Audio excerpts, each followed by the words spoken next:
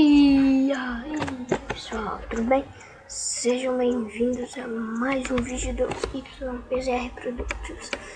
Dessa vez vou mostrar como vocês configurar seu Rocket Dog. Um programa que executa isto.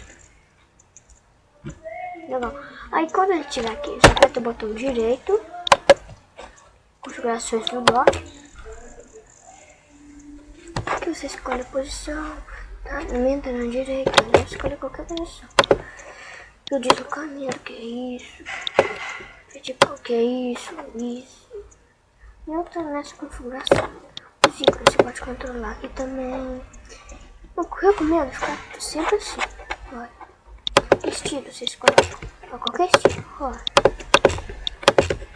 Legal, né? Eu gosto mais desse cristal X-Planet. Pode! Aí, pronto, pessoal. Se for muito bacana, clique no OK. Tchau, até o próximo vídeo e corre!